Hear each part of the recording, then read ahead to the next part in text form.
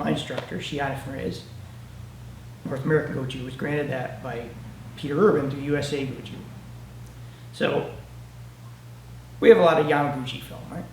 And when I used to watch the film, like it was old black and white footage, it would be narrated, I'd be laughing my butt off as they go. The guys would be going like this. And they go, karate, an inside fighting style. In what world? In what world is that inside fighting style? You're full extension. There's no inside there. This is keep you away as long as I can. Now why? So why that is karate guys love the two-knuckle punch with the turn, which is fine. But you need extension to do that properly. Because if you turn short, look what it does to your elbow, right? That's just natural. I mean, I could force it, which would be weird also, right? So the body, as it extends and you compress, it wants to turn.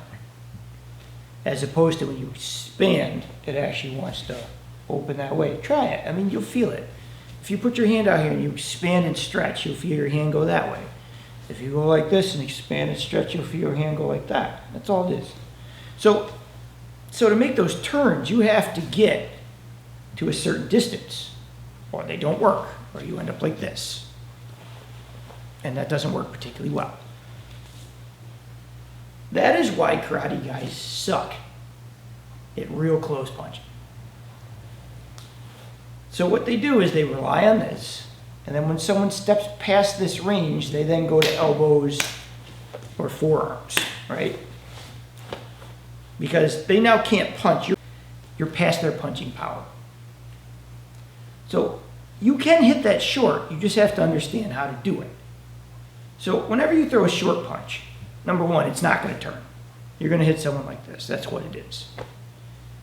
And when you do it, when you do a long punch, what happens is you have a long time to get the hand out because you have distance. So if you load back and you crank those hips and you get that arm out there, you can line the hand up with a crack. But if you're punching here and you get like this, by the time you hit what you're hitting, you're here and you're stuck. If you are going to hit short, what has to happen is you have to be in position number one, and your arm has to kind of come with the hips together. So what happens is I may load like this, and this stays with me, and on impact, it snaps.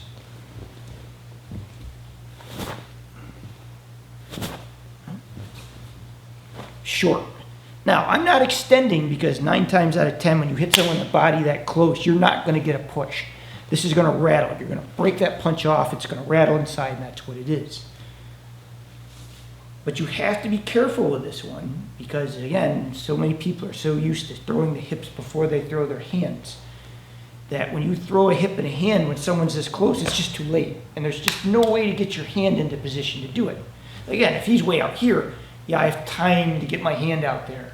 But you don't have. The closer you get, the less time you have. The less time you have, the more you have to shorten up. And to do this requires a lot of extra mechanics. It's not just a hip twist. You have to have enough shoulder separation. You have to have enough to where your body catapults forward.